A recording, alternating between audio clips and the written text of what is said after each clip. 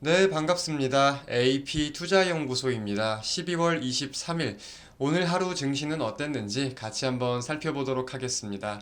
양대 증시 사실상 암울한 모습만을 보이며 마감되지 않았나 싶은 하루였습니다. 코스피는 1.83%, 그리고 코스닥은 3.32%, 양대 증시 모두 큰 폭의 하락을 보이며 마감되었는데요. 특히 코스닥의 경우는 계속해서 저점을 깨고 전저점을 깨고 계속해서 좀 하락이 낙폭이 키워졌다는 점에서도 우리가 의미를 찾아볼 수 있을 것 같습니다. 하락의 주된 요인이라고 하면 사실상 제가 계속해서 언급을 드린 내용, 그리고 많은 시청자분들이 알고 계신 내용, 금리에 대한 내용과 이 경기에 대한 우려감이 계속해서 상존하고 있는 상황이다. 투자자별로 금리에 초점을 더욱 두거나 경기에 초점을 더욱 두거나, 그리고 여기에 따른 포커스에 따른 전략은 분명히 다 다르겠지만, 다 다르고 상이한 내용에 대해서 우리가 좀 포커스를 맞추다 보니까 계속해서 증시가 일희일비하게 되는 거예요. 무언가 방향성을 잡는다라기보다는 계속해서 변동성이 굉장히 커지고 다들 눈치를 본다거나 지레 겁을 먹는 모습들이 보이고 있다. 그리고 추가적으로 오늘 개인의 이탈되는 물량들, 여기에 대해서도 우리가 조금만 따져본다라고 하면은 주식 양도세 있잖아요. 대주주 기준을 현행 10억을 유지하겠다고 발표를 했습니다. 이제 10억 유지하겠다는 발표에 연말 양도세 회피 물량이 조금 출회되었다. 그런 물량들이 출회가 되면서 낙폭을 좀 확대시키지 않았나라고 살펴볼 수도 있겠습니다. 자, 그러면은 이제 좀 우리가 의문을 가질 수 있는 부분들은 기관의 3천억 매수를 살펴볼 수도 있겠죠.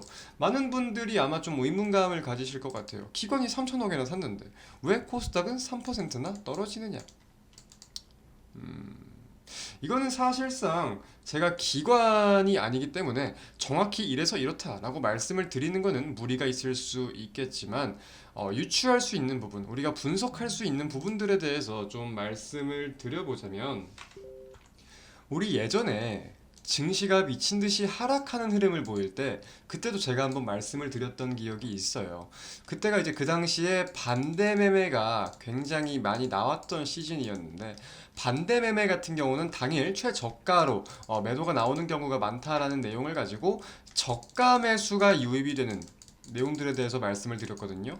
그러니까 이제 매도 주문이 걸리는 거에 대해서, 반대 매매 주문들이 걸리는 거에 대해서 이제 무언가가 싸게 나왔네, 이 물량을 내가 받아야겠다, 이 물량을 내가 받을게, 하지만 그 이상으로 무언가가 반발적으로 추가적으로 매수를 한다거나 내가 전략을 세우고 이렇게 움직이진 않을 거야, 이런 심리에 대해서 말씀드린 적이 있었거든요.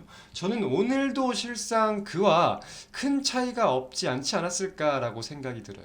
그래서 무언가가, 외국인도 사실상 매도세가 크진 않았습니다. 코스피 700억, 코스닥 1000억. 평상시 대비해가지고 거래 대금 자체가 사실상 높고 크진 않았어요. 매도세가 그렇게 많이 나온 건 아니라는 거죠. 근데 이 물량들이 고지곳대로 매도가 되긴 매도가 돼요. 근데 매도가 되면서 매수가 치열하게 싸우면서 무언가가 지수가 하락하는 게 아니라, 단순히 이 매도 물량만 누군가가 받긴 받는데 그냥 매도가 쭉쭉쭉 매도만 이루어지니까 거기에 대해서 지수가 굉장히 쉽게 하락을 하지 않았나. 그래서 이렇게 반등 한번 안 나오고 쭉 하락만 하잖아요, 오후 들어서 이렇게. 그죠? 이런 요인들이 저는 좀 이런 연관성이 있을 것 같다라고 생각을 하고 있습니다. 이제 단점이라고 하면은 아무래도 반발 매수세 유입이 안 되기 때문에 짧은 시간에 큰 폭으로 하락을 한다라는 점이고요. 또 우리가 여기서 빗대어서 장점을 생각해 보면 똑같이 생각을 해볼 수 있어요. 큰 돈이 들어가지 않고 작은 돈으로 하락을 했기 때문에 또 올라가는 것도 작은 돈으로 쉽게 올라갈 수가 있다라는 점도 생각을 해볼 수가 있는 거거든요. 이제 제가 증시가 올라갈 때, 증시가 급등할 때도 거래대금이 낮으면은 우려감이 깊은 말씀들을 항상 드렸어요. 뭐라고 말씀을 드렸었냐면, 증시가 오르는 건 분명 좋은 일이지만 이게 매물들이 쌓이면서 올라가는 게 아니라 그냥 빠르게 매수 주문을 넣는 대로 다 지금 체결이 되고 올라가는 거기 때문에, 이거는 증시가 다시 하락할 때도 급락을 할 수 있다. 급등에 따른 급락 위험성, 급락에 따른 급등 가능성. 이렇게 우리가 함께 생각을 해볼 수 있는 거예요. 개별 종목들 같은 경우도 그래요. 이제 5일선을 타고서 이렇게 천천히 그냥 파동을 그리고 내려가는 게 올라가기가 쉬울까요? 아니면은 이렇게 갭까지 만들면서 이렇게 내려가는 게 올라가기가 쉬울까요? 이게 올라가기가 쉽겠죠.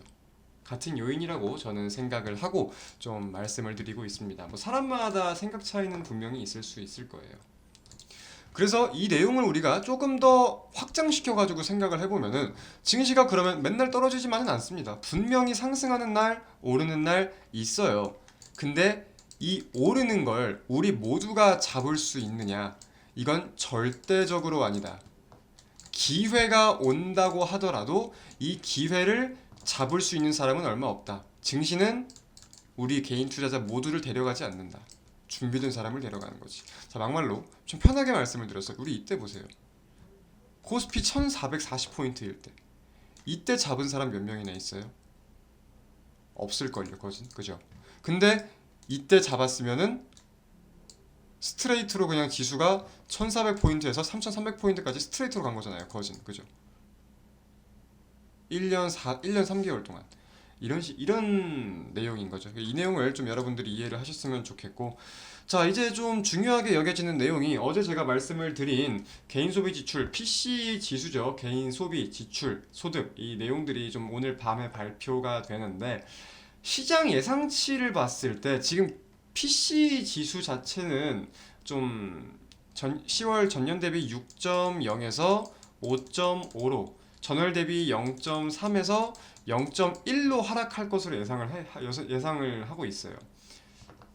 개인 소득 같은 경우는 0.7에서 0.3으로 바뀌고, 이렇게 좀 예상을 하고 있는데, 일단 개인 소득 자체가 줄어드니까 소비 지출도 줄어드는 요인, 우리가 함께 생각을 해볼 수는 있을 것 같습니다. 그래서 저는 그래서 약간 조금 지금 우려감이 드는 게, 미국도 그렇고 영국도 그렇고 이제 뭐랄까 임금 상승률에 대한 불만이 지금 굉장히 큰 상황인데, 임금이 가파르게 하락을 했을 수 있을 것인가? 개인 소득이 크게 하락할 수 있었을 것인가? 이 내용이에요. 물론 크게 떨어지면 떨어질수록 시장에 부담이 가진 않겠죠. 경기 침체에 대한 우려감은 좀 깊어질 수 있겠지만 금리 인상에 대한 가능성은 떨어지면서 시장에 큰 부담이 가진 않겠죠. 하지만 이 예상보다 높게 나온다라고 하면 분명히 시장은 부담을 가질 수 있는 거거든요. 그래서 우리가 이 요인들에 대해서 오늘 밤에 좀 자세하게 살펴볼 필요가 있겠다라는 말씀들 전달 드리면서 오늘 영상 마치도록 하겠습니다. 한 주간 모두 고생 많으셨습니다. 내일이면 크리스마스 이브, 모레면 크리스마스인데요. 날씨가 굉장히 춥다고 합니다. 날씨가 굉장히 추울 거라고 하니까 좋은 시간을 보내는 것도 좋지만 단단히 여미시고 건강 늘 유의하시길 바랍니다. 감사합니다.